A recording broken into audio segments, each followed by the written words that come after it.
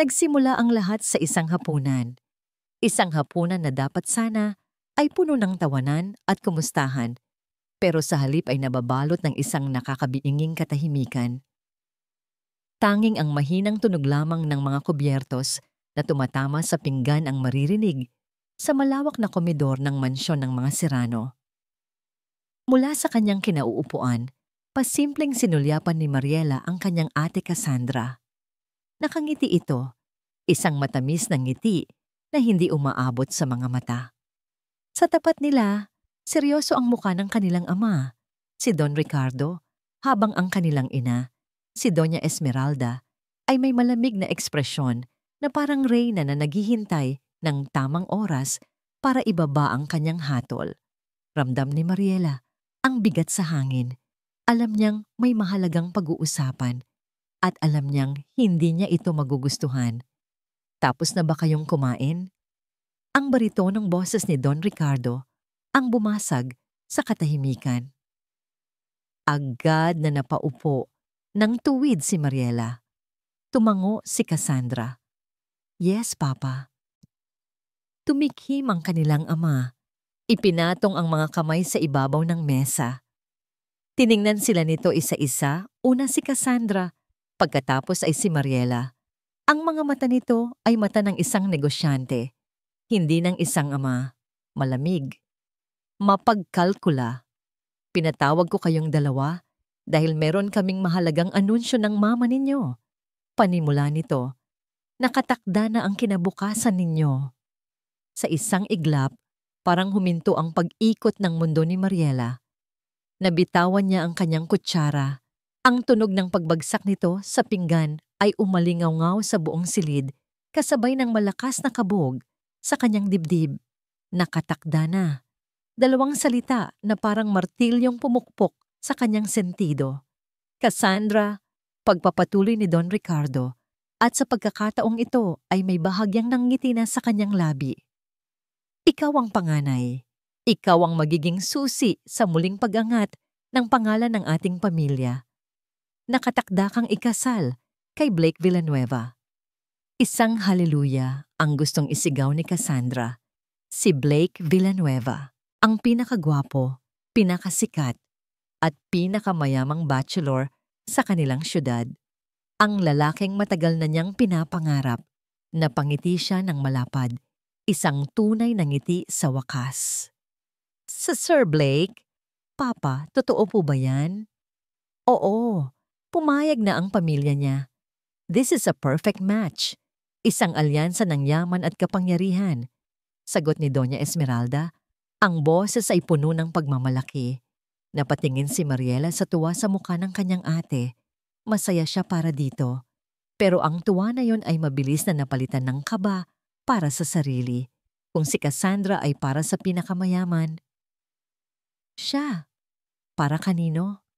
Tumingin sa kanya si Don Ricardo. Ang bahagyang ngiti sa mukha nito kanina ay naglaho na. At ikaw, Mariela? Napalunok si Mariela. Hinintay niya ang kanyang sariling hatol. Ikaw ay ikakasal kay Jasper de la Cruz. Jasper de la Cruz? Sino yon? Paulit-ulit na umikot ang pangalan sa isip niya. Wala siyang kilalang ganoon. Wala sa kanilang social circle. Wala sa mga business associates ng kanyang ama. Sino po siya, Papa? Nanginginig niyang tanong. He's a simple man. Mula sa probinsya. Walang emosyong sagot ni Doña Esmeralda. Mayroon siyang maliit na lupain doon. Masipag at mabait na tao. Parang bombang sumabog sa pandinig ni Mariela ang mga salitang iyon. Isang simpleng lalaki mula sa probinsya. Ang lahat ng dugo sa kanyang muka ay tila nawala. Napatingin siya sa kanyang ina, naghahanap ng kahit anong bahid ng pagbibiro. Pero wala. Seryoso ito. Pero, bakit po? Halos pabulong niyang sabi. Hindi ko po siya kilala. Hindi mo kailangang makilala siya. Matigas na sabi ni Don Ricardo. Ang kailangan mo lang gawin ay sumunod. May malaki kaming utang na loob sa pamilya niya. Ito ang kabayaran. Utang na loob. Kabayaran. Ganoon lang ba ang halaga niya? Isang pambayad utang? Nagsimulang mamasa ang kanyang mga mata. Papa, Ma, parang awa niyo na po. Wag naman po ganito. May mga pangarap po ako. Gusto ko pong tapusin ang pag-aaral ko. At anong gagawin mo pagkatapos mong mag-aral? Singit ni Cassandra, ang boses ay may halong pang-iinsulto. Magiging empleyado? Mariela, this is for the family. Huwag ka nang mag-inarte dyan. Hindi ako nag-iinarte. Hindi na napigilan ni Mariela. Buhay ko to. Bakit ikaw nakuha mo ang gusto mo? Si Sir Blake. Ako ibibigay niyo lang sa kung sino-sinong hindi ko kilala.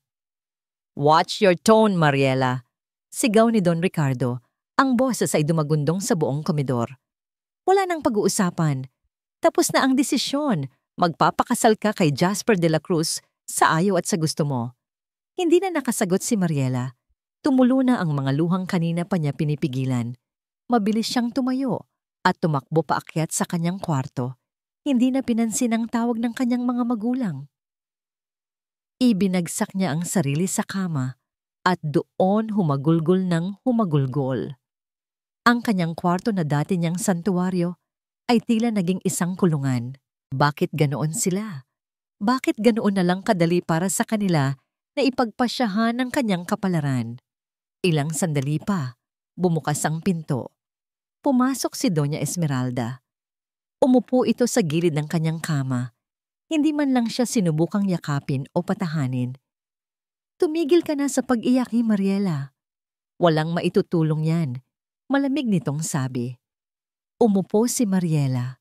Pinunasan ng kanyang mga luha. Bakit po? Mahal niyo po ba talaga ako? Tumingin sa kanya ang ina. At sa isang saglit, nakita ni Mariela ang isang kislap ng sakit sa mga mata nito bago ito muling naging kasing lamig ng yelo. Ang pagmamahal, Mariela, ay hindi nakakain. Ang karangyaan, ang seguridad, iyan ang mahalaga. Iyan ang natutunan namin ng papa mo sa hirap.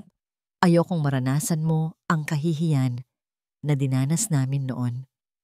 Pero hindi naman po ito ang paraan, giit niya. Ito lang ang alam naming paraan, matigas na sagot ng ina. Si Cassandra ang mag-aangat sa atin. Ikaw ang magbabayad ng ating mga nakaraang pagkukulang. Ganoon ang buhay.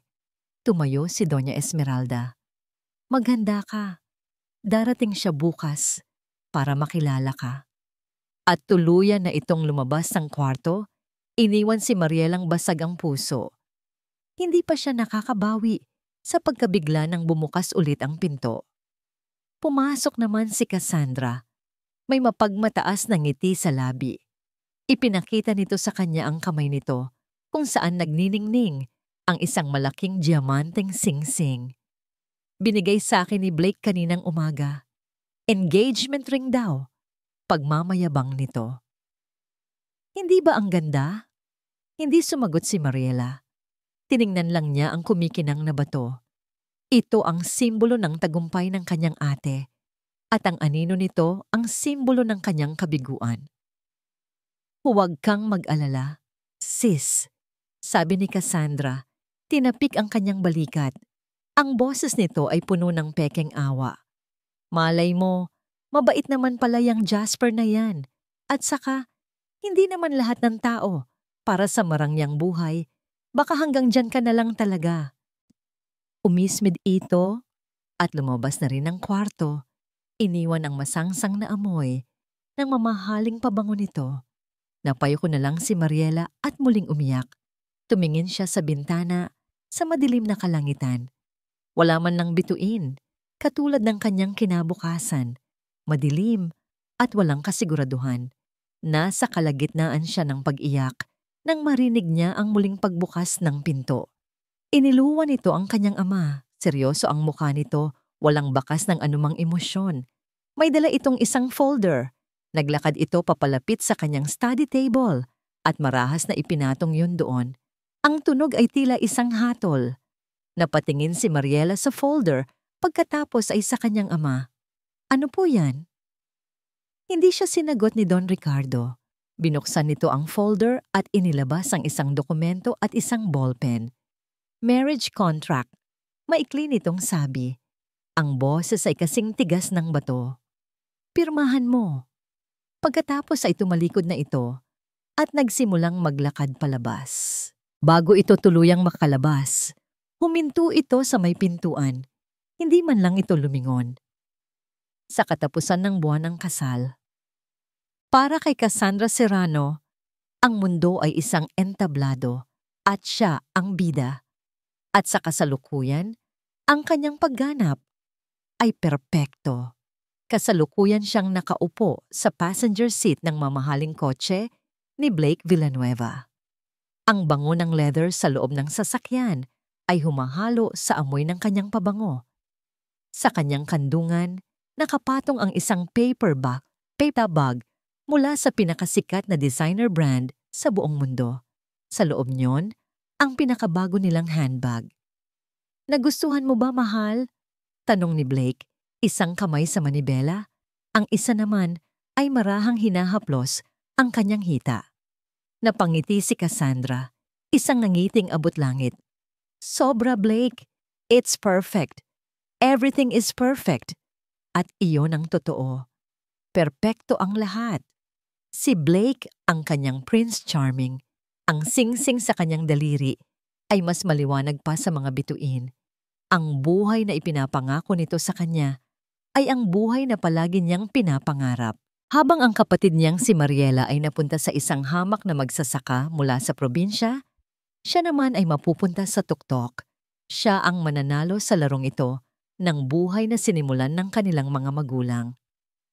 Anything for my future wife, sabi ni Blake, at hinalikan ang likod ng kanyang palad.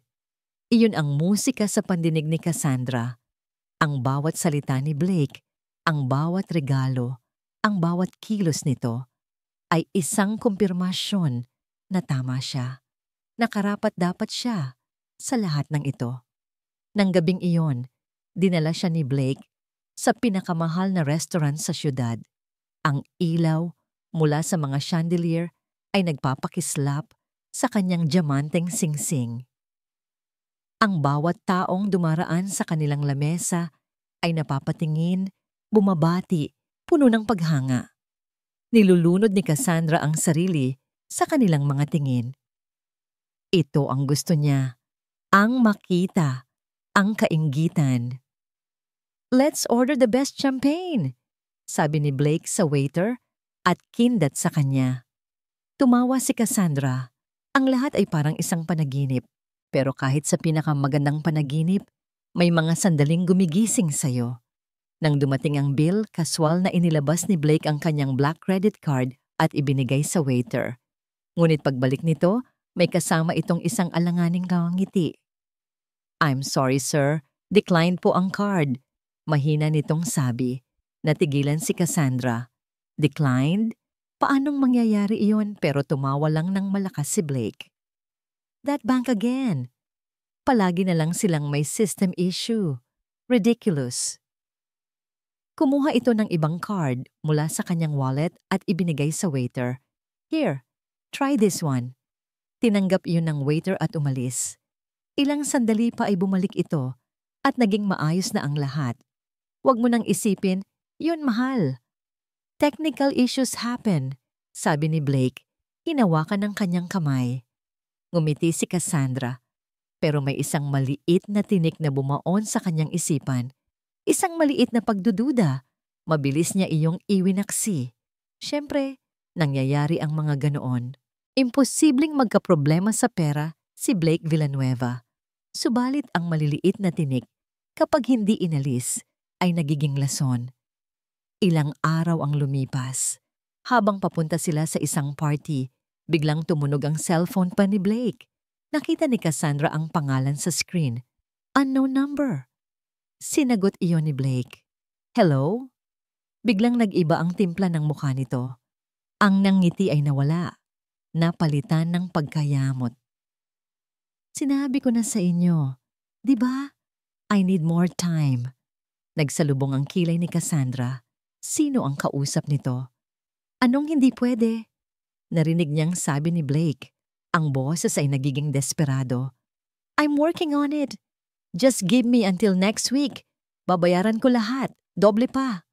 Napansin ni Blake na nakatingin siya. Bigla nitong ibinaba ang tawag. Pilit itong ngumiti, pero hindi maitago ng ngiti nito ang pamumutla ng kanyang mukha. Sino yon, Blake? Tanong niya. Sinubukang gawing kalmado ang boses. Wala, mahal.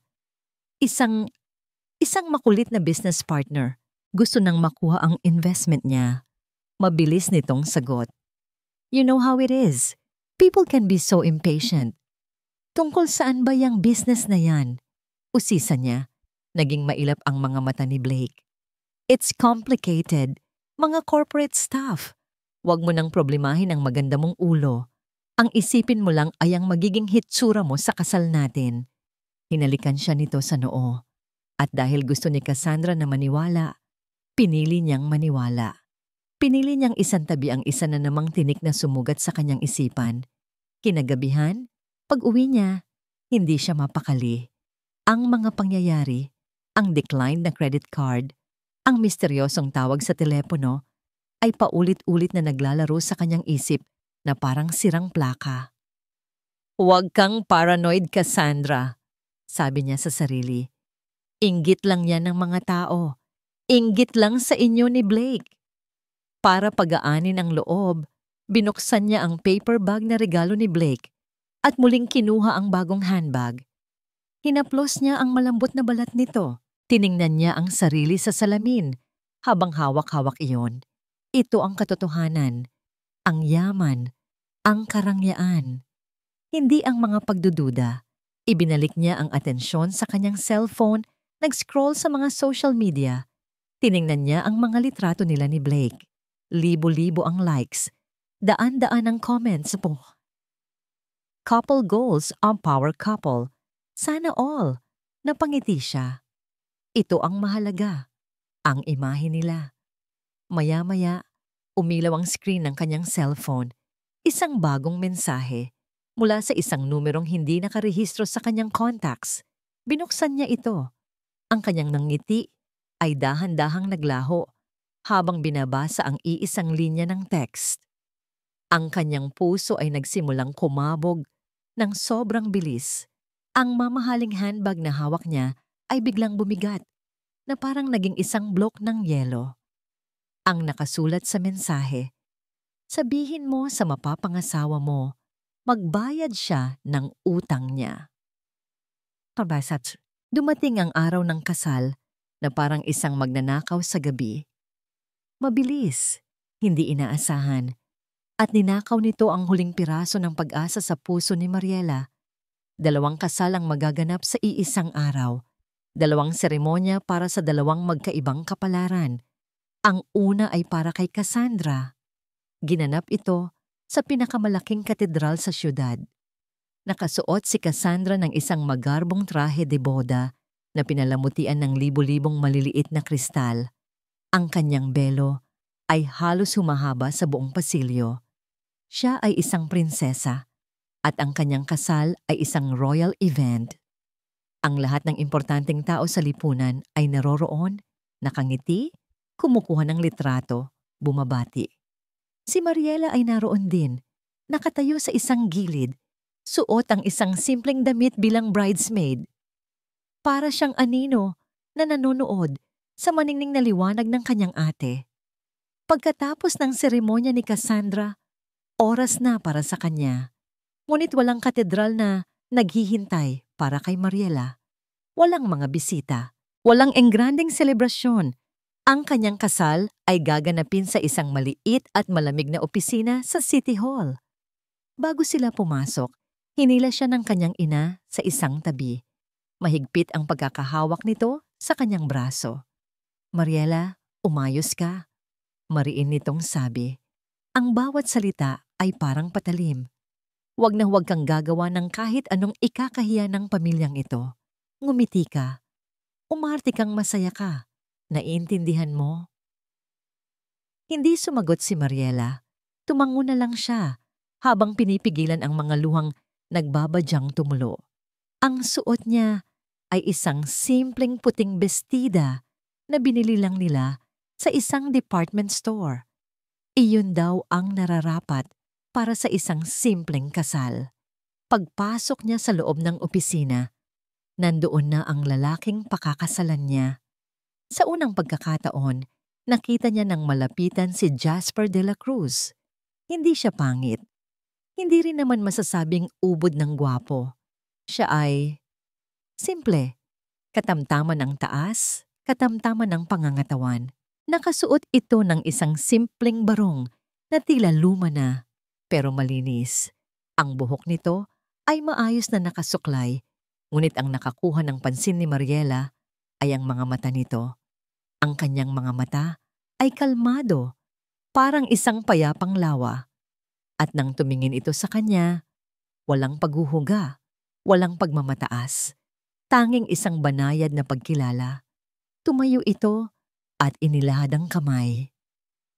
Ikaw si Mariela, ako si Jasper. Ang boses nito ay malalim at mahinahon. Nag-aalangan man, tinanggap niya ang kamay nito. Mainit iyon, magaspang ng kaunti. Ang kamay ng isang taong sanay sa pagtatrabaho. Ang buong seremonya ay tila isang malabong panaginip para kay Mariela. Narinig niya ang boses ng judge pero hindi niya maintindihan ang mga salita. Ang tanging nararamdaman niya ay ang panginginig ng kanyang mga kamay. Nang oras na para isuot ang mga singsing, naramdaman niya ang marahang paghawak ni Jasper sa nanginginig niyang kamay. Isang maliit na pagpisil. Isang kilos na nagsasabing, okay lang yan. Napatingin siya dito. Ngumiti ito ng bahagya sa kanya. At sa isang saglit, sa gitna ng kanyang kalungkutan at pagkadismaya, naramdaman niya ang isang katiting na kapayapaan. Ang reception ay ginanap sa kanilang mansyon. Isang malaking selebrasyon, pero malinaw kung para kanino. Ang buong hardin ay napuno ng mga bulaklak at ilaw para kay Cassandra at Blake. Sila ang sentro ng atensyon. Ang lahat ay nakapaligid sa kanila, nag-aalok ng mga pagbati at regalo. Sa kabilang dako, sa isang maliit na lamesa sa pinakasulok ng hardin, doon nakaupo si Mariela.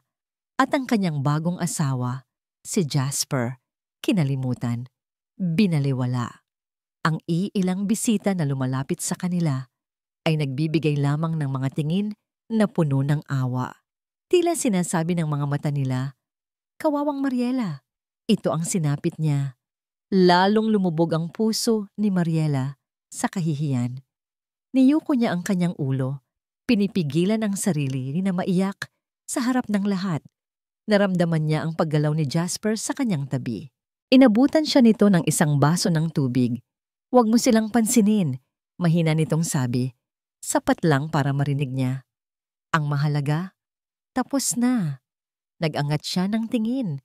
Nakatingin ito sa kanya at sa mga mata nito, wala ang awang nakikita niya sa iba.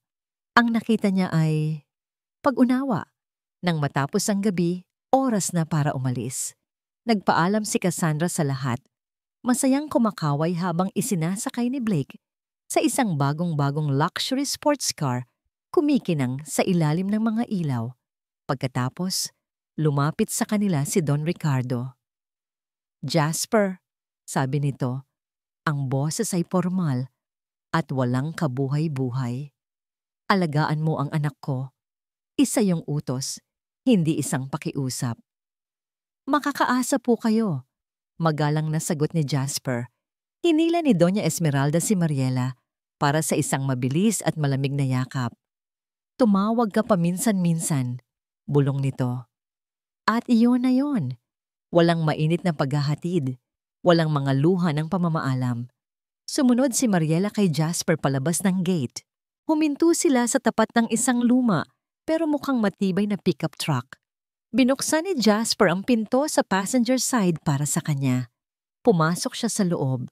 Ang amoy nito ay ibang-iba sa kotse ni Blake. Amoy lupa, amoy probinsya. Tahimik ang buong biyahe. Nakatingin lang si Mariela sa labas ng bintana. Pinapanood ang maniningning na mga ilaw ng syudad na unti-unting lumalayo, napapalitan ng madidilim na mga kalsada ng suburb. Bawat kilometrong lumilipas ay parang 1 kilometrong naglalayo sa kanya mula sa buhay na kanyang kinalakihan.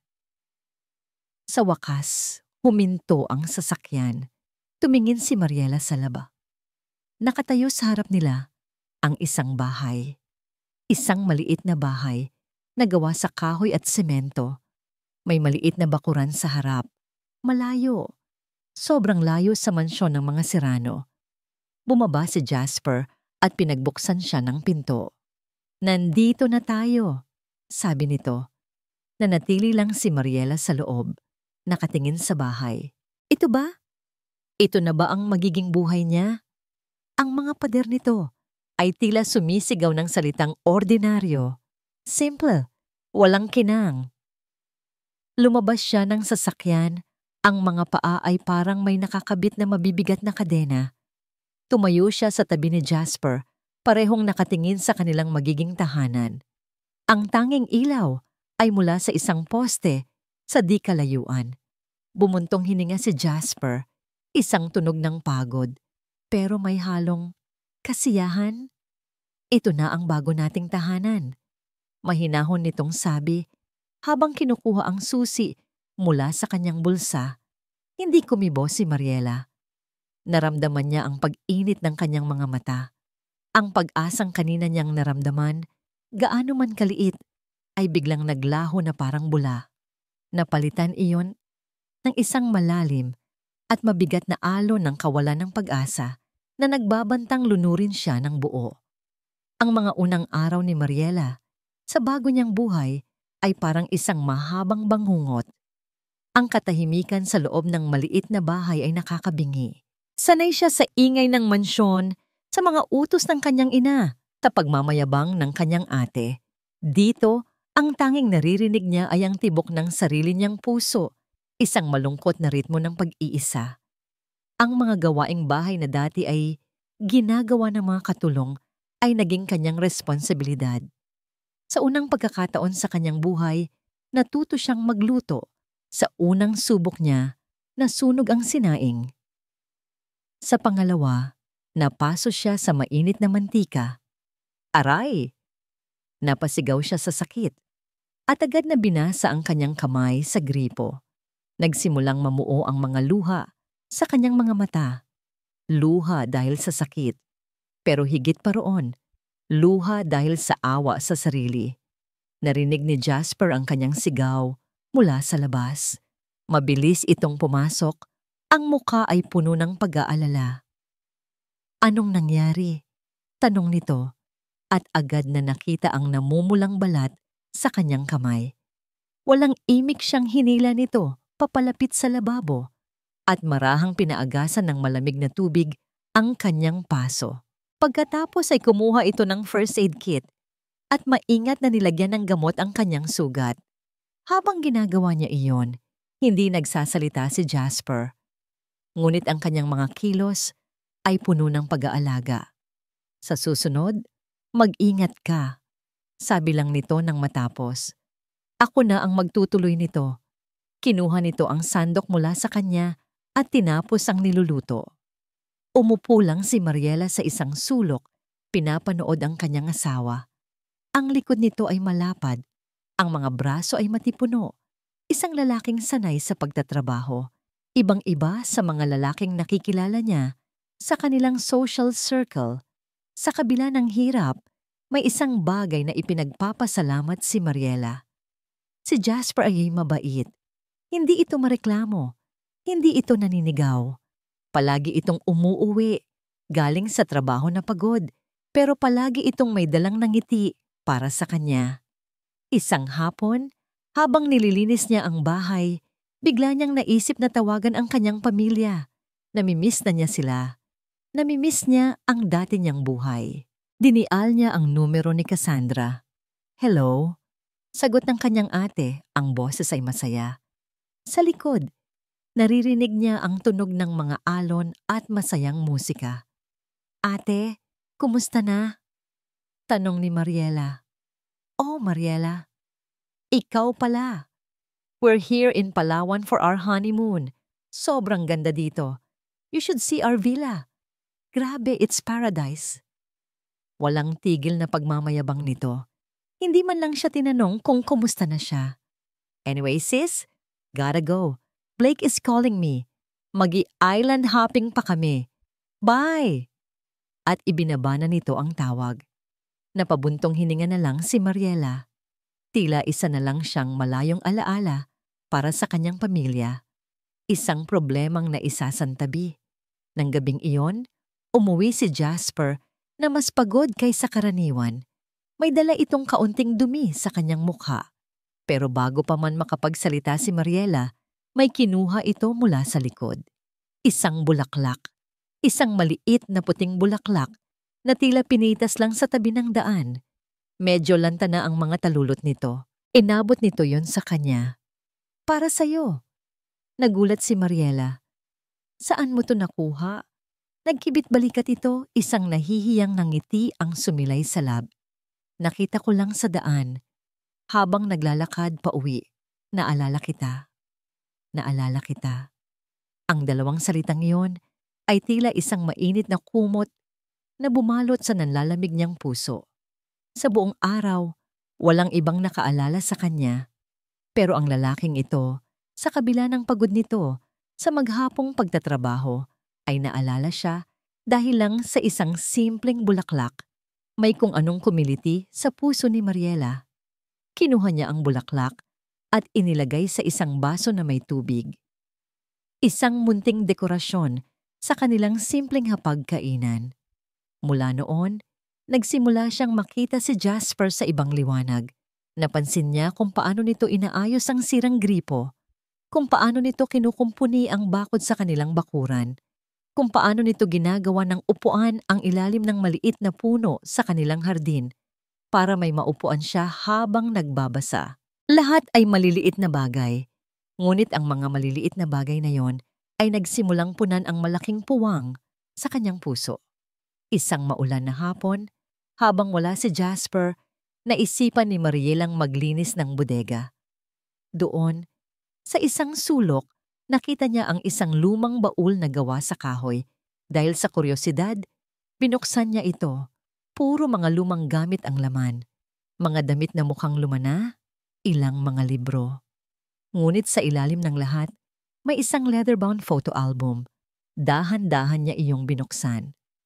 Ang mga litrato ay lumana. Mga litrato ni Jasper noong bata pa ito. Napangiti siya. Habang inililipat niya ang mga pahina, isang litrato ang pumukaw sa kanyang atensyon. Isang litratong kupas na.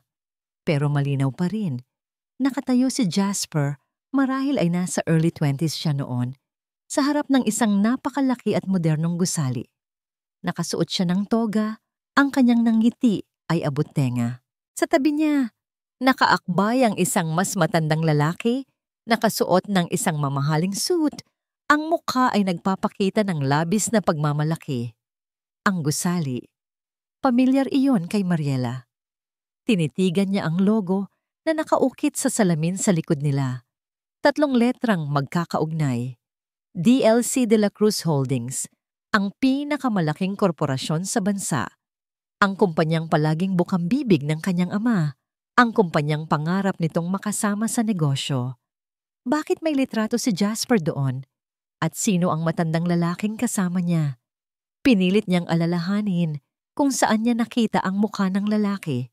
At pagkatapos, parang kidlat na tumama sa kanya. Nakita niya ito sa isang business magazine noon. Siya si Don Antonio De La Cruz, ang yumaong founder at CEO ng De La Cruz Holdings, ang pinakamayamang tao sa buong Pilipinas. Anong koneksyon ni Jasper sa kanya? Kamag-anak?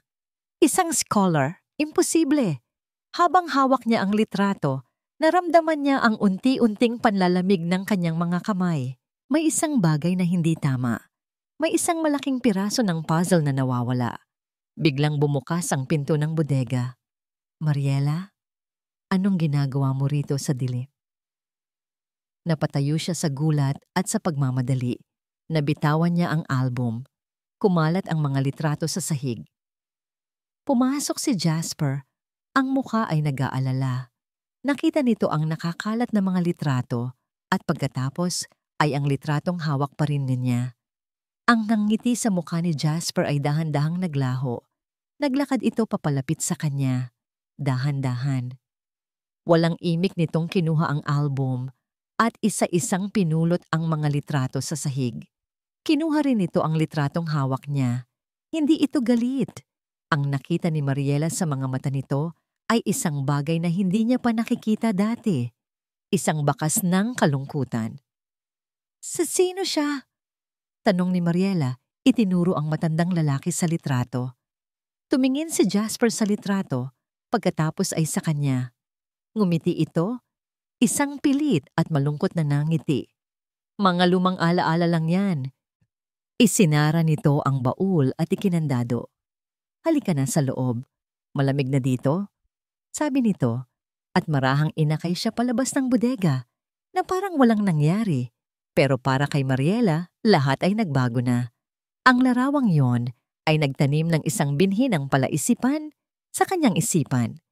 Isang binhi na araw-araw niyang dinidiligan ng mga tanong na walang kasagutan.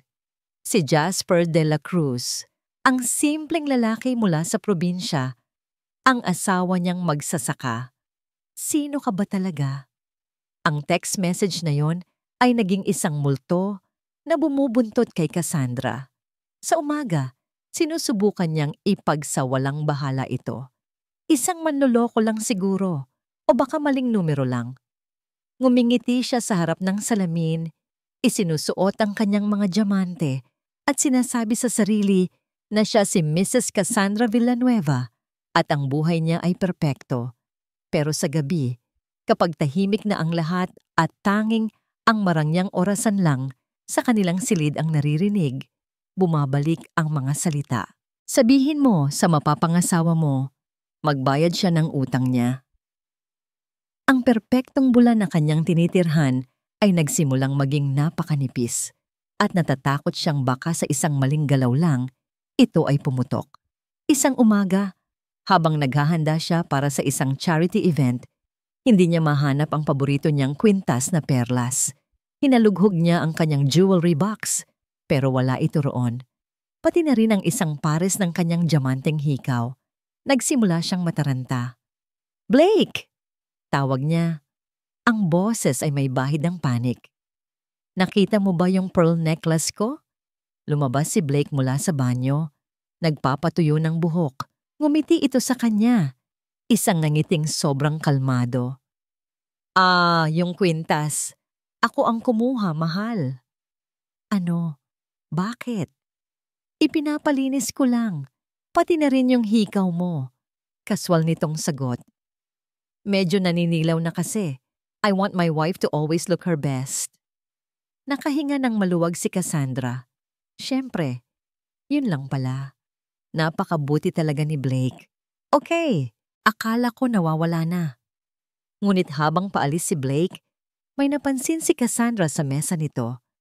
Isang pawnshop ticket na mabilis nitong isinilid sa kanyang wallet. Hindi niya yun pinansin.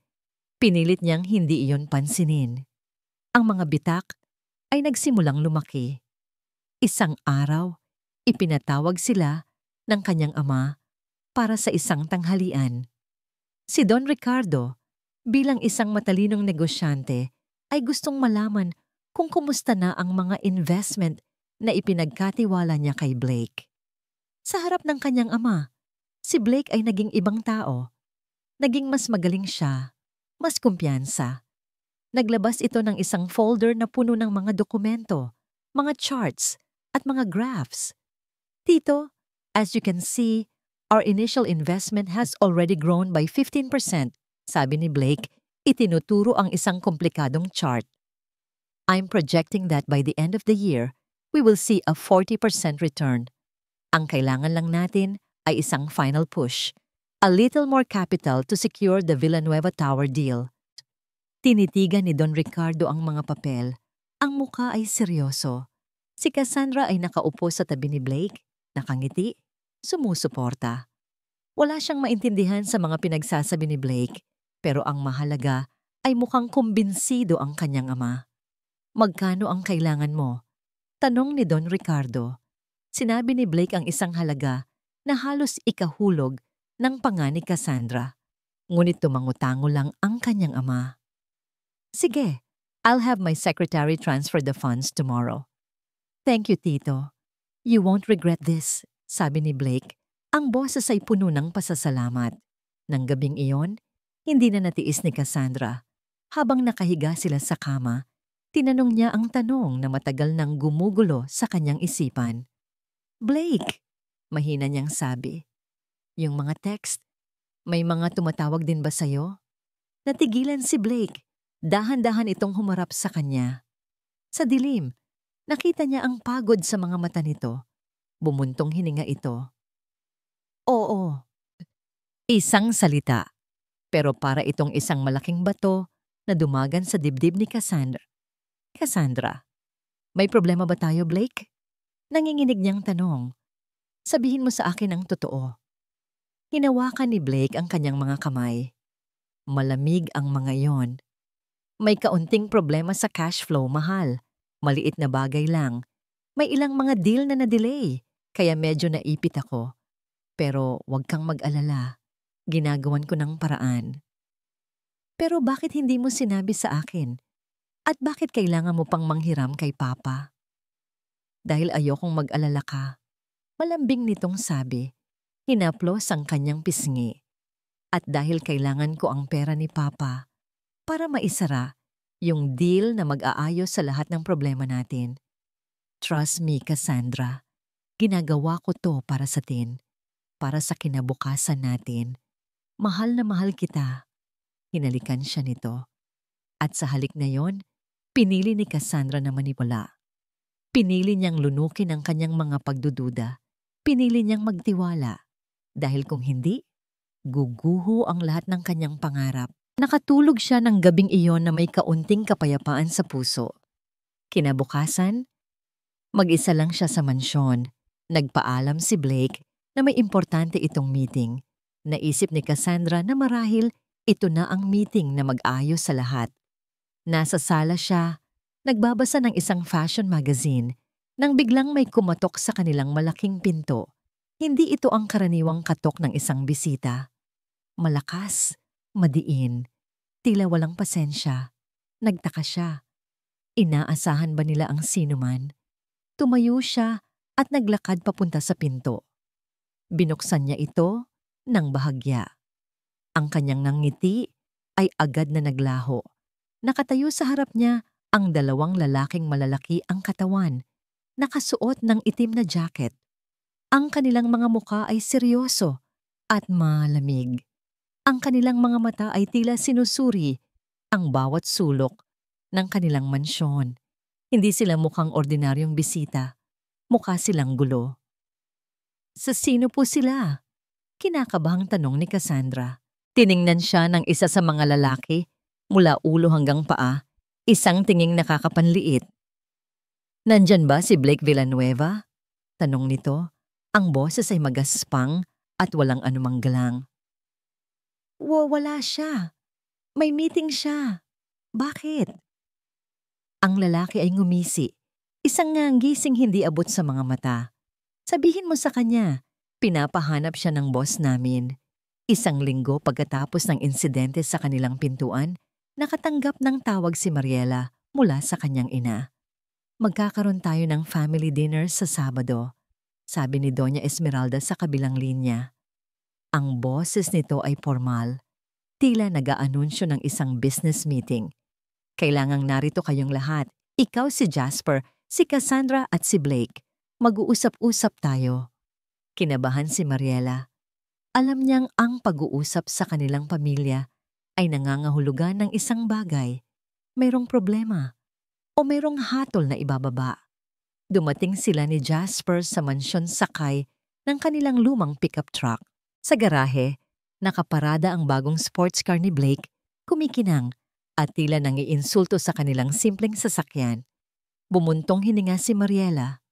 Muli, heto na naman sila sa entablado ng pagkukumpara. Pagpasok nila, nandoon na ang kanyang mga magulang.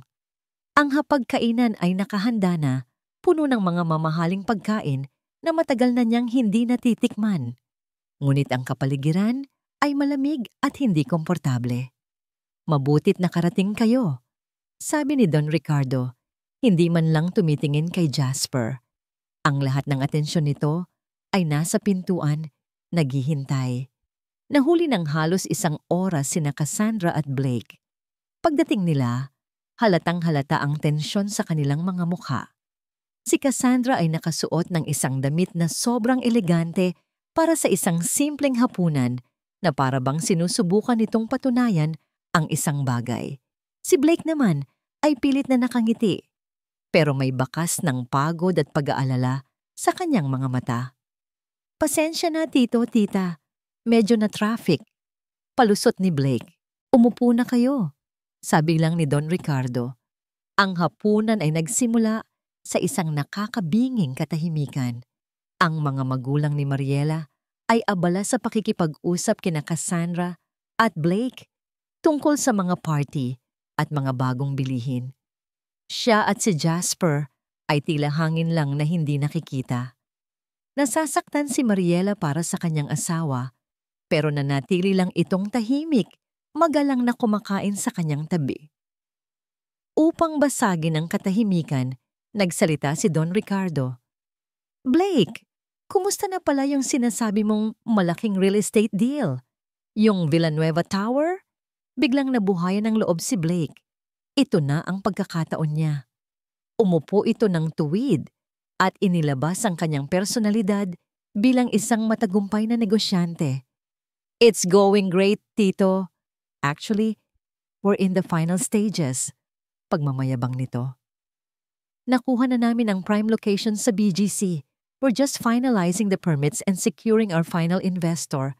Kapag natuloy ito, this will be the biggest skyscraper in the city. The Serrano family name will be on top of it, of course. Tumango-tango si Don Ricardo, ang mga mata ay nagniningning sa ideya ng karangalan at yaman. Magaling. Magaling. Si Cassandra naman ay nakatingin kay Blake na puno ng paghanga, na para bang ang kanyang asawa ang pinakamagaling na tao sa buong mundo. Sa buong pag-uusap na yon, si Jasper ay tahimik lang na nakikinig. Ang mga mata ay nakatuon kay Blake. Walang emosyon sa kanyang mukha. Ang tanging maliit na balakid na lang, pagpapatuloy ni Blake, ay ang pag-aayos ng land title conversion. Medyo mabusisi ang proseso, pero kayang-kaya. It's a guaranteed win. Biglang nagsalita si Jasper. Pasensya na sa pagsabat. Mahinahon nitong sabi. Ang boses ay kalmado, pero may bigat.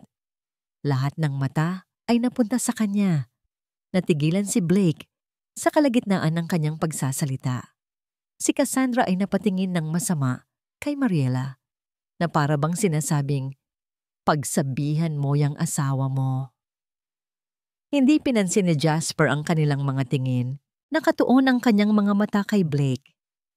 Pero hindi ba't ang lupaing yan ay may nakabinbin pang ancestral domain claim? Tanong niya. Medyo matagal na proseso yon sa korte. Aabuti ng ilang taon bago maresolba. Parang isang bombang sumabog ang mga salitang yon sa gitna ng hapagkainan. Ang kumpiyansang mukha ni Blake ay biglang namutla. Napalunok ito.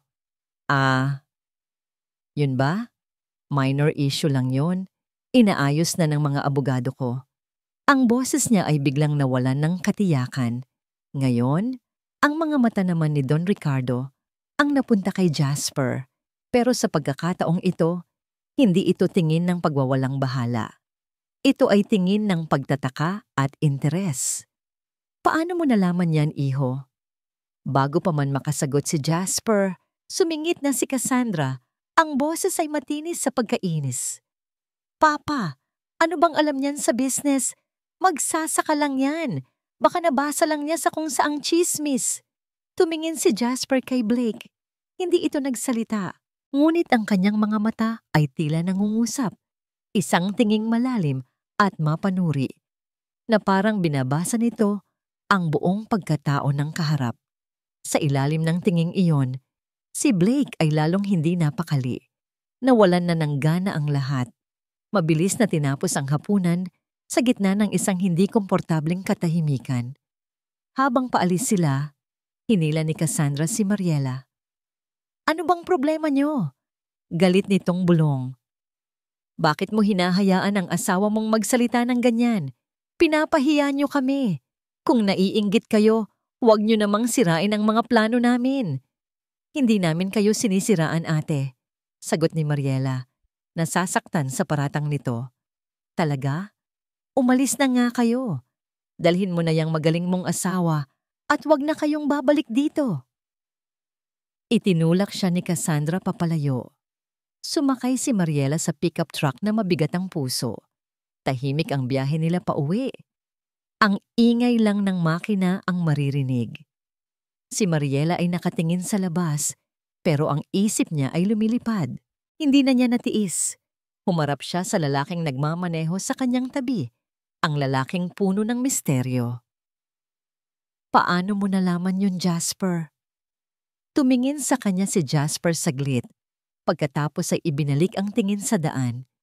Isang maliit na ngiti ang sumilay sa kanyang mga labi. Mahilig lang akong magbasa tungkol sa negosyo. Isang simpleng sagot. Isang sagot na alam ni Mariela sa kaibuturan ng kanyang puso ay isang malaking kasinungalingan dahil ang mga mata ng kanyang asawa na nasisinaga ng mga ilaw mula sa poste ay nagsasabi ng ibang kwento. Isang kwentong mas malalim at mas komplikado kaysa sa inaakala niya. Ang pickup truck ay huminto sa isang madilim na eskinita, ilang kanto ang layo mula sa maliit na bahay na tinatawag nilang tahanan. Bumaba si Jasper de la Cruz, ngunit ang lalaking bumaba ay hindi ang simpleng magsasaka na asawa ni Mariela. Dahan-dahan niyang hinubad ang suot na luma at payak na damit trabaho at mula sa isang duffel bag sa likod ng sasakyan, kinuha niya ang isang damit na ibang-iba. Isang mamahaling suit na tila isinukat para lamang sa kanya, isang puting-puting damit panloob, isang kurbatang seda, pagkatapos isang relong kumikinang kahit sa kaunting liwanag mula sa poste. Ang kanyang buhok ay maingat niyang inayos. Ang kanyang tindig ay biglang nag-iba. Naging mas matikas, mas may awtoridad. Naglakad siya palabas ng eskinita at sa kanto ay isang itim at makintab na luxury sedan ang naghihintay. Binuksan ng driver ang pinto para sa kanya ng may labis na paggalang. Good evening, sir. Bati nito. Tumangulang si Jasper at pumasok sa loob. Ang simpleng Jasper ay naiwan sa lumang pickup truck. Ang lalaking nakaupo ngayon sa malambot na leather na upuan ay isang taong may kapangyarihan. Ang sasakyan ay humarurot, tinahakang daan patungo sa sentro ng syudad kung saan nagtatayugan ang mga gusali na parang mga higante. Huminto ito sa harap ng pinakamataas at pinakamakintab sa lahat, ang De La Cruz Holdings Tower. Pumasok si Jasper sa pribadong elevator at sa isang pindot lang, umakyat ito diretso sa pinakatuktok na palapag. Bumukas ang pinto sa isang malawak at napakagandang opisina. Mula sa salaming pader nito, tanaw ang buong syudad na kumikinang sa gabi. Isang lalaking nakasalamin at nakasuot din siya ng suit ang naghihintay sa kanya. Si Franco, ang kanyang pinagkakatiwalaang executive assistant. Sir, kanina pa po kayo hinihintay. Magalang nitong sabi. May balita na ba? Tanong ni Jasper, ang boses ay seryoso at walang bahid ng pagiging probinsyano na kinasanayan ni Mariela. Opo. Si Blake Villanueva. Halos magmakaawa na siya sa lahat ng posibleng investor na malapitan niya. Wala nang gustong magpautang sa kanya. Nasa dulo na siya ng kanyang lubid. Ulat ni Franco. Tumango si Jasper, lumapit sa kanyang malaking mesa at umupo. Good. Everything is proceeding as planned. Sir, sigurado po ba kayo rito? Nag-aalangang tanong ni Franco. Ang ilalabas naming impormasyon tungkol sa kanya, wawasak hindi lang sa kanya, kundi sa buong pamilya Serrano. Tumingin si Jasper sa labas sa mga ilaw ng siyudad. Hindi ko ginagawa ito para sa kanila, Franco. Ginagawa ko ito dahil sa kanya. May pinindot si Franco sa isang tablet at sa isang malaking screen sa pader, lumabas ang isang lumang litrato ng isang lalaking nakangisi. Roberto Villanueva, ang ama ni Blake, sabi ni Jasper. Ang boses ay biglang nanlamig, puno ng galit na matagal nang kinikimkim. Siya ang sumira sa napakaraming pamilya. Nagnakaw ng milyon-milyon sa mga inosenteng tao gamit ang mga pekeng investment. Isa na sa mga biktima niya ang pamilya Serrano. Natigilan si Franco. Kaya po ba? Oo, ang utang na loob na sinasabi ni Don Ricardo sa pamilya ko. Ito yon. Tinulungan ng ama ko ang pamilya Serrano na makabangon mula sa pagkalugi na idinulot ng ama ni Blake. Pero ang alaala ng kahihiyan ang mas tumatak sa kanila. Iyon ang naging laso na nagtulak sa kanila na unahin ang pera at pangalan kaysa sa kaligayahan ng sarili nilang anak. At ngayon, ang anak ng taong nanloko sa kanila ay siya ring nanloloko sa kanila, sabi ni Franco. Anong kabalintunaan? Hindi ito kabalintunaan, Franco. Ito ay isang pattern, isang lason na naipapasa at kailangan na itong matapos. Matigas na sabi ni Jasper. Pinatay ni Franco ang screen. Paano po si Ma'am Mariela? Sa pagbanggit ng pangalan ni Mariela, biglang lumambot ang ekspresyon sa mukha ni Jasper. Napabuntong hininga siya. Ang CEO ng De La Cruz Holdings ay nawala saglit at bumalik ang Jasper na asawa ni Mariela.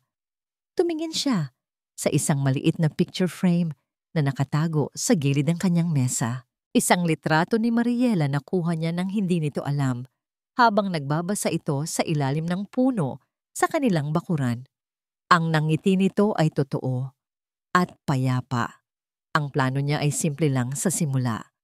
Alamin kung ang pamilya Serrano ay natuto na sa kanilang pagkakamali. Alamin kung pipiliin nila ang isang mabuting tao kaysa sa isang pekeng mayaman. Pero hindi kasama sa plano ang mahulog ang loob niya sa babaeng ginamit niya bilang pain. Kasama siya sa gulong ito, sabi ni Jasper, mas para sa sarili niya kaysa kay Franco. Pero siya rin ang dahilan kung bakit kailangan ko itong tapusin sa lalong madaling panahon. Para maialis ko na siya sa kanila, sa laso ng pamilya niya. Hinaplos niya ang salamin ng picture frame. Ang babaeng nasa litrato ay ang tanging totoong bagay sa gitna ng lahat ng kanyang kasinungalingan. Patawarin mo ako, Mariela. Bulong niya sa hangin. Kailangan ko lang tapusin ito. Biglang tumunog ang intercom sa kanyang mesa. Pinindot ito ni Franco. Sir Jasper, nasa linya po si Mr. Villanueva. Nakiusap po talaga na makausap kayo. Nagkatinginan si Jasper at Franco. Ngumiti si Jasper. Isang malamig at mapagkalkulang ngiti. Ipatch mo siya sa akin. Maya-maya, narinig nila ang boses ni Franco sa intercom. Formal at professional.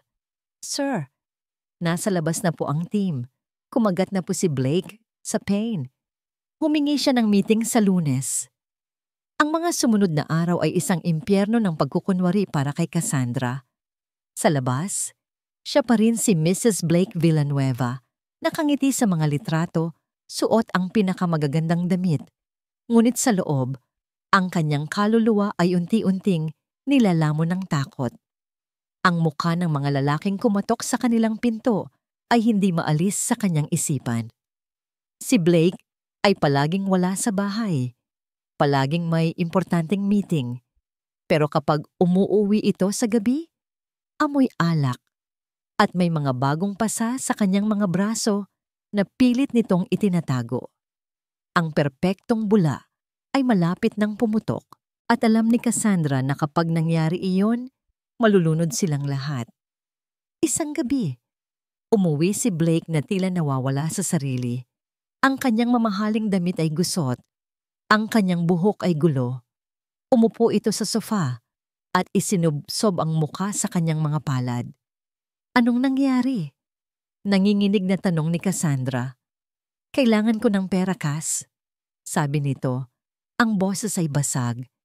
Malaking pera. Kung hindi ko ito maibibigay sa Lunes, tapos na ako. Tapos na tayo. Tapos na. Ang mga salitang yon ay tumarak sa puso ni Cassandra. Hindi siya papayag. Mula sa tuktok, hindi siya babagsak sa lupa. May paraan, sabi ni Blake. Nag-aangat ng tingin. Ang mga mata nito ay desperado. Ang papa mo, ang bahay nyo, yun na lang ang natitirang pag-asa natin. Kinabukasan, nagpunta sila sa mansyon ng mga Serrano. Ang eksena ay tila isang dula ng trahedya. Si Blake ay halos lumuhod sa harap ni Don Ricardo. Ang kanyang boses ay puno ng pagsusumamo. Tito, please, ito na ang huling hihilingin ko, sabi niya. Ang deal sa Villanueva Tower, kailangan na lang ng isang final investment para masigurado, isang show money. Kapag naipakita ko ito sa Lunes sa final investor, papasok ang bilyon-bilyon. Ibabalik ko po sa inyo ang pera nyo. 10 beses pa, isang lalang po natin ang bahay. Nag-aalangan si Don Ricardo. Blake, ito na ang huling ari-arian ng pamilya, ang tahanan natin. At gagawin ko itong palasyo, Tito. Isang palasyo para sa ating lahat. Giit ni Blake, ang mga mata ay nag-aapoy sa desperasyon. Naglabas ito ng isang makapal na pligo ng mga dokumento. Ang kontrata ng pagsangla. Si Doña Esmeralda ay tahimik lang. Ang mukha ay balisa. Si Cassandra naman ay lumapit sa kanyang ama. Papa, please, sabi niya. Hinawakan ang braso nito. Para po sa atin ito. Magtiwala po tayo kay Blake.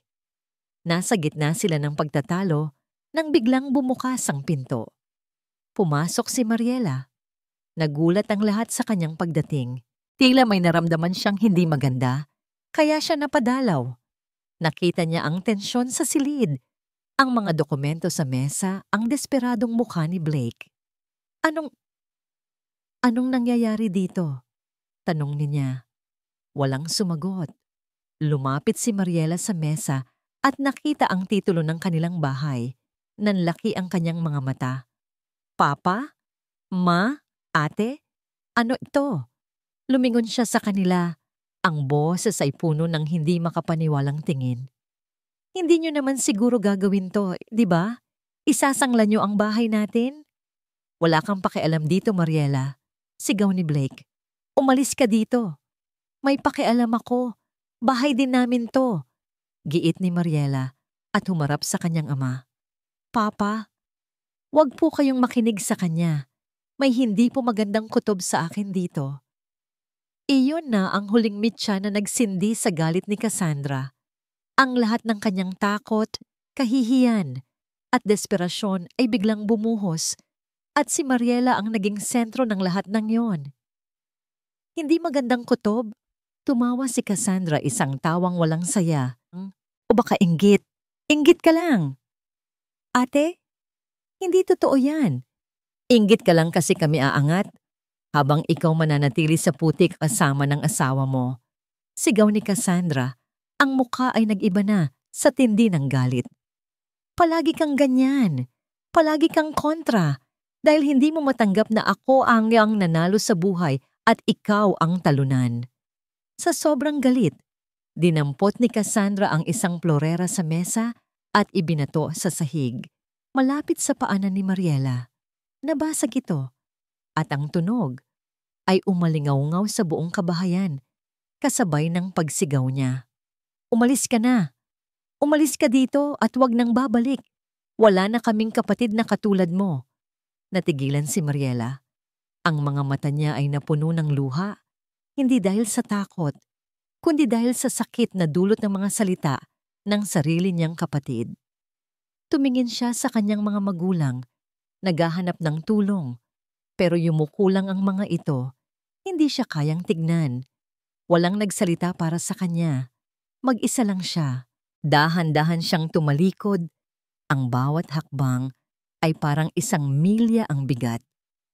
Paglabas niya ng pinto, bumuhos ang kanyang mga luha.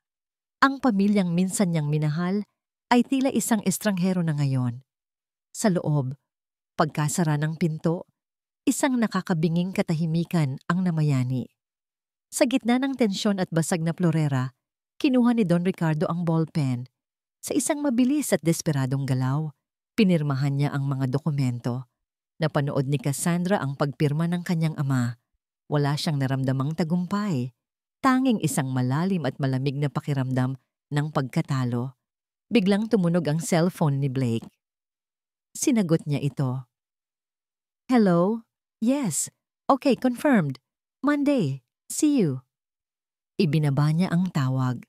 Humarap siya kay Cassandra at sa unang pagkakataon, sa loob ng ilang linggo, isang tunay na ngiti ang sumilay sa kanyang labi. Isang ngiting nakakatakot. Hinawakan niya ang pisngi ni Cassandra. Sinabi ko sa'yo, mahal, sabi niya. Ang boses ay puno ng isang kakaibang saya. Sa Lunes, lahat ng problema natin mawawala. Ngunit habang tinititigan ni Cassandra ang mga mata ng kanyang asawa, hindi tagumpay ang nakita niya. Ang nakita niya ay isang kislap ng kabaliwan na nakapagpatindig ng lahat ng balahibo sa kanyang katawan. Lunes. Ang araw ay sumikat na parang anumang ordinaryong araw. Ngunit para kay Cassandra, ang bawat sinag nito ay tila isang babala. Mayroon siyang isang mabigat at hindi maipaliwanag na kaba sa kanyang dibdib. Isang pakiramdam na may isang malaking sakunang paparating. Nagising siya na wala na si Blake sa kanyang tabi. Nakita niya itong nag-aayos sa harap ng salamin. Suot ang kanyang pinakamahal na suit. Ang desperasyon sa mukha nito noong mga nakaraang araw ay napalitan ng isang kakaibang kumpiyansa. Isang kumpiyansang may halong kabaliwan. This is the day, mahal, sabi nito. Hinalikan siya sa noo. Pagbalik ko mamaya. Lahat ng pangarap natin, abot kamay na natin. Ngunit hindi napalagay ang loob ni Cassandra. May kung anong nagsasabi sa kanya na mali. Mali ang lahat. Nang umalis si Blake, hindi siya mapakali. Nagpabalik-balik siya ng lakad sa kanilang malawak na sala. Ang mansyon na dati niyang ipinagmamalaki ay tila naging isang gintong hawla na kumukulong sa kanya. Hindi niya kayang maupo na lang at maghintay sa hatol ng tadhana. Kailangan niyang malaman, kailangan niyang makita. Sa isang iglap, nagdesisyon siya. Kumuha siya ng scarf at malaking salamin. Kinuha ang susi ng kanyang kotse at sinundan ng asawa. Malayo ang kanyang distansya, sapat lang para hindi siya mapansin. Dinala siya ng pagsubaybay sa sentro ng Financial District, sa lugar ng mga nagtataas ang gusali na salamin. Huminto ang kotse ni Blake sa harap ng pinakamataas, pinakamakintab, at pinakakilalang gusali sa lahat, ang De La Cruz Holdings Tower. Natigilan si Cassandra. Anong ginagawa ni Blake dito? Ang investor ba niya ay konektado sa pinakamalaking korporasyon sa bansa? Ang kaba sa kanyang dibdib ay lalong tumindi, naging isang nag-aapoy na takot. Mabilis siyang nag-park at sumunod sa loob. Ang lobby ay napakalawak at malamig. Ang sahig ay gawa sa nagniningning na marmol. Ang bawat tapak ng kanyang takong ay umalingaw-ngaw, na tila isinisigaw ang kanyang presensya. Nakita niya si Blake na pumasok sa isang pribadong elevator. Nagpanggap siyang may hinahanap at mabilis na nagtanong sa receptionist. Nalaman niyang papunta si Blake sa penthouse floor, ang opisina ng CEO. Hindi na siya nag-isip. Sumakay siya sa kasunod na elevator. Ang bawat palapag na kanilang nilalagpasan ay nagpapabilis sa tibok ng kanyang puso. Pagdating niya sa penthouse floor, isang mahabang pasilyo ang sumalubong sa kanya. Sa dulo nito, isang malaking conference room na may mga pader na gawa sa salamin. Mula sa kanyang kinatatayuan, kitang-kita niya ang loob. Doon, nakita niya si Blake na kumakatok at dahan-dahang pumasok. Naglakad si Cassandra papalapit, nagtago sa isang malaking haligi, Sapat lang para makita ang lahat ng hindi napapansin. Nanginginig ang kanyang mga kamay. Pinigilan niya ang kanyang paghinga. Sa loob ng conference room, nakita niya si Blake na may ngiti sa labi. Lumalakad papalapit sa isang malaking mesa. Sa dulo nito, may isang taong nakaupo sa isang mataas na executive chair, nakatalikod sa kanya. Ang anino nito ay mahaba at puno ng awtoridad. Ito na siguro ang final investor, ang taong magliligtas o wawasak sa kanila. "Good morning, sir," narinig niyang sabi ni Blake. Ang boses ay puno ng paggalang at kaunting panginginig. "I am Blake Villanueva. Thank you for this meeting." Hindi gumalaw ang taong nakaupo. "I have all the documents here." Biglang itinaas ng lalaki ang isang kamay, isang senyas, para tumigil si Blake sa pagsasalita. Pagkatapos, dahan-dahan, parang sa isang slow motion na pelikula, ang upuan ay dahan-dahang umikot paharap. Ang mundo ni Cassandra ay huminto. Ang kanyang paghinga ay nanakaw. Ang kanyang puso ay tila tumigil sa pagtibok. Hindi maaari. Isang bangungot lang ito. Ang lalaking nakaupo sa silya ng kapangyarihan, nakasuot ng isang perpektong suit na may malamig at mapanuring mga mata na nakatitig ngayon kay Blake, ay hindi isang estranghero. Siya si Jasper, ang asawa ni Mariela. Ang hamak na magsasaka, ang mukha ni Blake ay nag-iba. Mula sa pagiging kumpiyansa, ito ay naging isang maskara ng purong pagkabigla at hindi makapaniwalang takot. Ang folder na hawak niya ay nahulog sa sahig. Ang mga papel ay kumalat na parang mga tuyong dahon. Gumuho ang mundo ni Cassandra.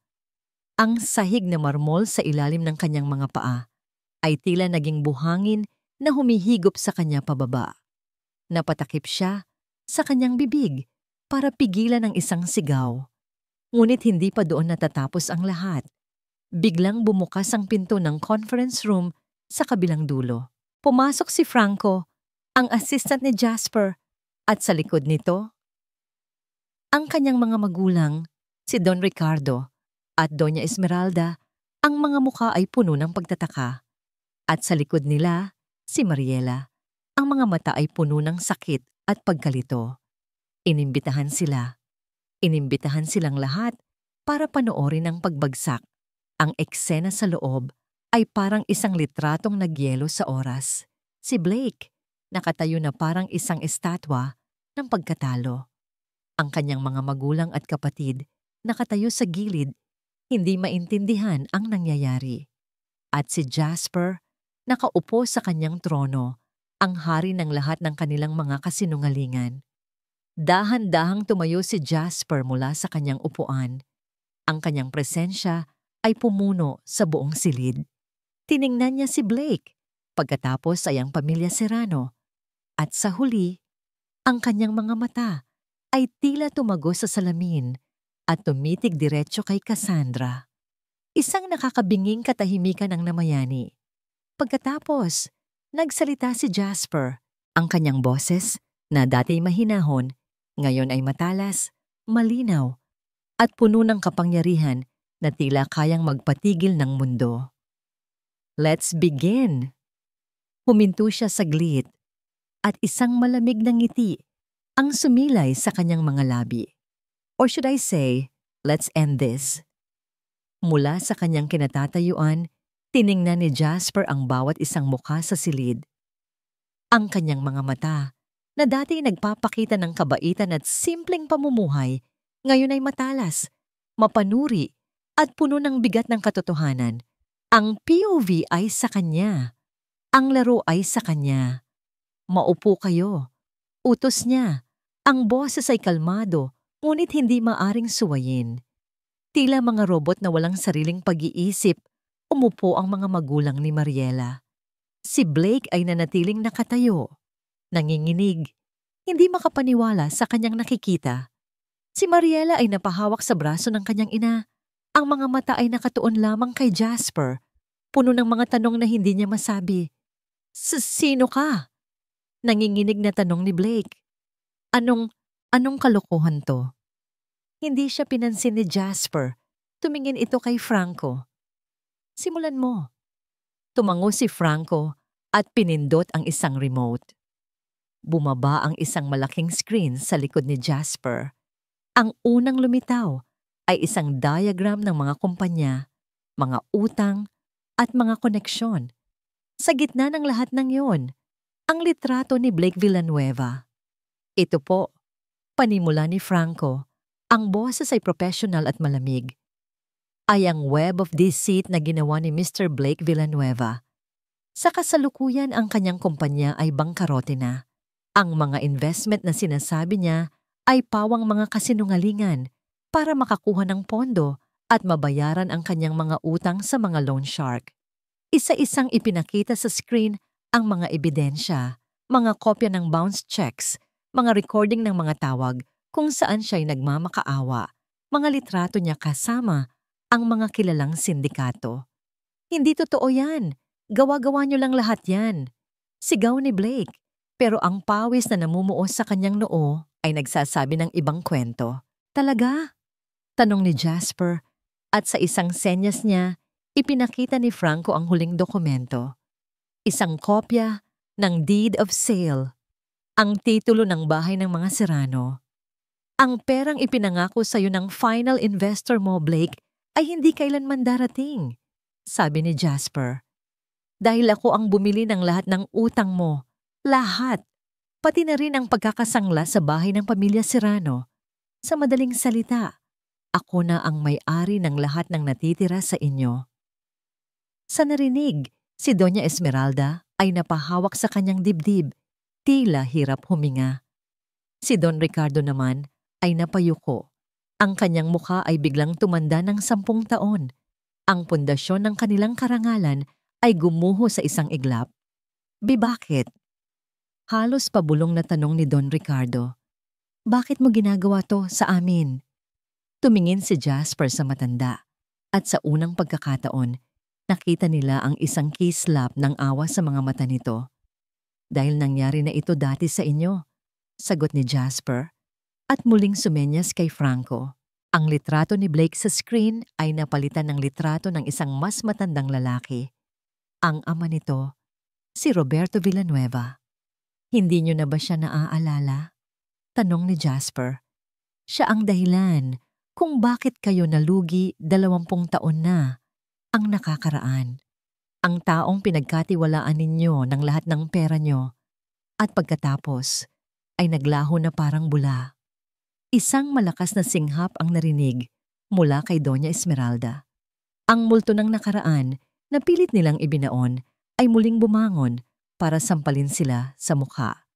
Ang sarili nilang kasakiman at paghahangad na yumaman muli ang nagtulak sa kanila pabalik sa bitag ng parehong pamilya na sumira sa kanila noon. Ang aking ama, si Antonio de la Cruz, pagpapatuloy ni Jasper, ang tumulong sa inyo na makabangon. Binigyan niya kayo ng pangalawang pagkakataon. Pero sa halip na matuto, ang ginawa niyo ay ipinasa ang sumpa sa inyong mga anak. Ginamit niyo sila para sa pera at kapangyarihan. Bumagsak na ng tuluyan si Doña Esmeralda. Humagulgol ito, hindi na isang reyna, kundi isang ordinaryong babaeng pinagsakluban ng langit at lupa. Ang lahat ng kanyang pagmamataas ay natunaw. Si Blake naman ay napasandal sa pader, wala ng lakas. Talo na siya.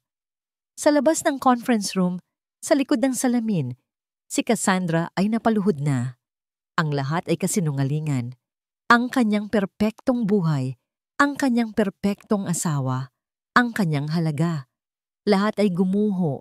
Biglang bumukas ang mga pinto ng conference room. Pumasok ang ilang pulis. Blake Villanueva, inaaresto ka namin para sa kasong large-scale estafa. Sabi ng isang opisyal. Hindi na pumalag si Blake. Para na siyang manikang walang buhay habang pinoposasan at dinadala palabas. Pagdaan niya sa tapat ni Cassandra, hindi man lang siya nito tiningnan. Dahan-dahang nagsilabasan ang lahat. Si Don Ricardo ay inaalalayan ang kanyang umiiyak na asawa. Si Franco ay lumapit kay Cassandra para tulungan itong tumayo. Ang malawak na silid ay unti-unting nawalan ng tao hanggang sa 2 na lang sila ang natira. Si Jasper nakatayo sa tabi ng bintana, nakatanaw sa syudad na kanyang pag-aari. At si Mariela, nakatayo sa gitna ng silid, sa gitna ng mga guho ng katotohanan. Ang katahimikan sa pagitan nila ay mas mabigat kaysa sa lahat ng mga salitang sinabi kanina. Dahan-dahang humarap si Jasper sa kanya. Ang CEO ay nawala. Ang lalaking kaharap niya ngayon ay ang Jasper na asawa niya o ang lalaking inakala niyang asawa niya. Ang mga mata nito ay puno ng emosyong hindi niya mabasa. Pagsisisi, pag-ibig, panghihinayang. Lumapit si Mariela. Ang bawat hakbang ay mabigat. Huminto siya sa harap nito. Nag-angat siya ng tingin. Ang kanyang mga mata ay basang-basa na ng luha. Ang tanong na kanina pa bumabara sa kanyang lalamunan ay sa wakas ay nakawala. Ang kanyang boses ay halos isang bulong, basag sa sakit. Lahat ba? Lahat ba ng ito ay kasama sa plano mo? Tinitigan niya ito ng diretso sa mata, naghahanap ng kasagutan na alam niyang dudurog sa kanyang puso. Pati ako? Ang tanong ni Mariela ay nanatiling nakabitin sa hangin. Isang tanong na kayang sumira sa anumang natitirang pag-asa sa pagitan nilang dalawa. Tinitigan siya ni Jasper at sa mga mata nito, nakita ni Mariela ang isang matinding pagsisisi. Ang plano ko, panimula ni Jasper, ang boses ay mahina at puno ng pait, ay ang bigyan ng leksyon ng pamilya mo, ang bigyan ng hustisya ang mga taong niloko ng mga Villanueva. Oo, bahagi yon ng plano. Huminto ito at lumapit sa kanya. Ang bawat hakbang ay maingat na para bang natatakot itong baka tumakbo siya palayo. Pero ang hindi kasama sa plano, sabi nito, habang marahang inaangat ang kamay para hawakan ang kanyang pisngi, ay ang mahalin ka. Hindi ko plinano na sa bawat araw na kasama kita sa maliit na bahay na yon, sa bawat ngiti mo, sa bawat pag-aalala mo, unti-unti kang naging tahanan ko. Iyon ang katotohanang hindi ko kayang itago, Mariela. Tumulo ang mga luha ni Mariela, luha ng sakit, ng pagkalito. Ngunit meron ding isang maliit na kislap ng pag-unawa. Ang lahat ng kabaitan, ang lahat ng maliliit na kilos, ang bulaklak sa tabi ng daan, hindi iyon parte ng isang plano. Iyon ay totoo. Bakit hindi mo sinabi? Tanong niya. Dahil paano kita mapoprotektahan kung alam mo? Sagot ni Jasper. Paano kita mailalayo sa kanila kung pati ikaw ay magiging target ni Blake? Pinili kong magsinungaling para manatili kang ligtas at iyon ang kasalanan na handa akong pagbayaran habang buhay. Hindi na sumagot si Mariela. Tumalikod siya at tahimik na lumisan. Iniwan si Jasper sa malamig na tore ng kanyang katotohanan. Makalipas ang ilang buwan, ang mansyon ng mga Serrano ay naibenta na. Ang pamilya na minsan ay nasa tuktok ng lipunan, ngayon ay nakatira sa isang simpleng bahay sa isang tahimik na subdivision. Ang bahay na yon ay ang dating tahanan nila bago sila yumaman. Ang bahay na binili pabalik ni Jasper at ibinigay sa kanila. Walang anumang kapalit. Ang buhay ay simple na. Si Don Ricardo ay natutong mag-alaga ng hardin. Si Doña Esmeralda na dati reyna ay natutong magluto ng mga simpleng pagkain. Ang kanilang mga kamay, na dati sanay sa karangyaan, ngayon ay sanay na sa pagtatrabaho. Ngunit sa kanilang mga mata, mayroon ng kapayapaan na hindi kayang bilhin ng pera. Isang hapon, habang nagdidilig ng halaman si Mariela, lumapit sa kanya si Cassandra. Wala na ang dating ere ng pagmamataas sa kanyang kapatid. Ang kanyang mga damit ay simple na. Ang kanyang buhok ay nakatali lang. May trabaho na siya ngayon bilang isang ordinaryong empleyado sa isang maliit na kumpanya. Mariela. Mahina nitong tawag. Lumingon si Mariela. Gusto kong humingi ng tawad, sabi ni Cassandra. Ang boses ay nanginginig. Sa lahat ng sinabi ko, sa lahat ng ginawa ko, nabulag ako, sis. Nabulag ako sa inggit at sa takot. Patawarin mo sana ako. Sa unang pagkakataon, pagkatapos ng mahabang panahon, nakita ni Mariela ang totoong pagsisisi sa mga mata ng kanyang ate. Lumapit siya at niyakap ito ng mahigpit. Sa yakap na yon, ang lahat ng sugat ng nakaraan ay nagsimulang maghilom. Nang gabing iyon, habang nakaupo si Mariela sa hardin, isang pamilyar na pickup truck ang huminto sa tapat ng kanilang gate. Bumaba si Jasper. Hindi siya nakasuot ng suit. Nakasuot siya ng simpleng polo shirt at maong. Ang Jasper na una niyang nakilala. Naglakad ito papalapit sa kanya. Walang nagsalita sa kanila. Umupo lang ito sa kanyang tabi. Narinig ko, panimula ni Jasper, na may isang magandang babae raw dito na mahilig sa mga bulaklak na pinitas sa tabi ng daan. May kinuha ito mula sa kanyang likod, isang maliit na puting bulaklak, katulad ng una niyang ibinigay. Napangiti si Mariela sa gitna ng kanyang mga luha. Ang tunay na yaman, Mariela, sabi ni Jasper, ay hindi ang mga gusali o ang mga numero sa bangko. Ang tunay na yaman ay ang umuwi sa isang tahanan kung saan alam mong may naghihintay sa'yo. Ang tahanan ko ay ikaw. Noon at ngayon, kumuha ito ng isang maliit na kahon mula sa kanyang bulsa. Binuksan niya ito. Sa loob, isang simpleng singsing, walang malaking diamante, ngunit may isang maliit na batong nagniningning. Mariela Serrano, sabi nito, tumingin ng diretso sa kanyang mga mata. Gusto mo bang magsimula ulit? Walang plano, walang kasinungalingan. Tayo lang. Papakasalan mo ba ulit ako? Tumingin si Mariela sa lalaking nasa harap niya. Ang lalaking sumira sa kanyang mundo para lamang buuin ito muli sa isang mas matibay na pundasyon. Ang lalaking nagturo sa kanya ng tunay na kahulugan ng pag-ibig. Tumango siya at ang kanyang oo ay hindi isang pagsunod sa utos, kundi isang malayang pagpili ng kanyang puso. Isinuot ni Jasper ang singsing sa kanyang daliri. Ang kanilang hapunan ng gabing iyon ay simple lang. Sinigang na niluto ni Doña Esmeralda, kanin, at pritong isda. Ngunit ang tawanan na pumuno sa kanilang maliit na hapagkainan ay mas matamis kaysa sa pinakamahal na champagne. Habang magkahawak ang kamay sa ilalim ng mesa, nagkatinginan si Mariela at Jasper. Hindi na nila kailangan ng mansyon, hindi na nila kailangan ng karangyaan. Dahil sa wakas, natagpuan na nila ang kanilang tunay na yaman sa isa't isa.